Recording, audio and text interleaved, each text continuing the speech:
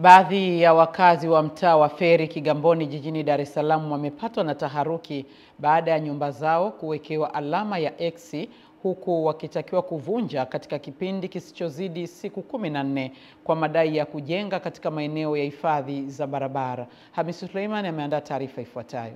Wakizungumza na Channel 10, baadhi ya wakazi hao wamedai kuwa hawana taarifa yoyote kuhusu uwekaji wa alama hizo za X katika nyumba zao, huku baadhi ya watumishi ambao wanadaiwa kutoka katika ofisi ya serikali ya mtaa hupita huku na huku wakitangaza kwa kuwahimiza kubomoa nyumba zao katika kipindi cha siku 14 walizopewa. Sikitishwa na jambo ambalo kadhia hii tunayo hapa katika nyumba hii au mtaa wetu kwa ujumla, kuja kuwekewa alama za kubomolewa nyumba zetu bila ya taarifa. Tumehuzunishwa sana na ofisi ya serikali yetu ya mtaa kwamba kutoitwa kama wananchi na kuhojiwa na kuelezwa na kupewa hali kama hii ambayo kwamba itatokea kwenye mji wetu.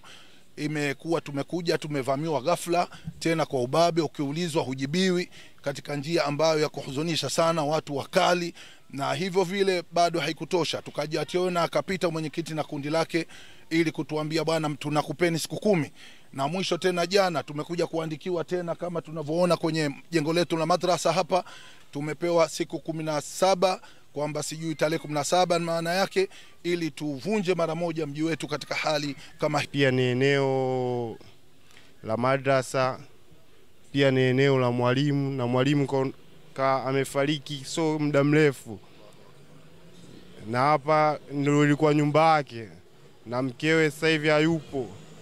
Sasa wanavotupa siku ni chache, alafu hatuelewi ni kitu gani.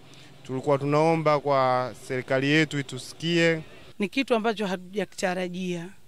Tuna huzuni kweli, hatujatendewa haki, kwa sababu tumekewa X pasipo wenyewe kujua, na tumepewa muda mchache. Hatujapewa kujipanga, labda hata angalau mwezi au miezi mitatu, lakini tumepewa siku 10 ambazo hazitoshi. Wengine tuna wapangaji. Mwenyekiti wa serikali ya mtaa Feri, Juma Abbas Mwengamno, akizungumza na Channel 10, amekiri kuwepo kwa zoezi hilo la kuweka alama katika nyumba ambazo amedai zimejengwa katika maeneo ya hifadhi ya barabara. Lengo lilikuwa ni kuondoa vikwazo kwa wale wote waliovamia maeneo ya barabara kutokana na mradi wa ujenzi wa barabara za DMDP ambazo ujenzi wake unadaiwa kuanza mwezi Juni mwaka huu. Sababu kubwa ya kufanya hivyo inatokana na sasa hivi tuna mradi wa DMDP. Na bahati nzuri engineer na mkandarasi kwa ufupi wameshakamilisha taratibu zao zote, na hivyo vipimo baada ya kupita kwa watu wa mipango miji imeonyesha baadhi ya maeneo ambayo yamepita mipaka yao. Kutokana na hali hiyo, utaratibu wa DMDP hawawezi kuanza kufanya ujenzi wa barabara hizo, kuziendeleza mpaka kuhakikisha kwamba maeneo yale yote yapo wazi ili ujenzi uweze kuendelea. Hamisi Suleiman, Channel 10, Dar es Salaam.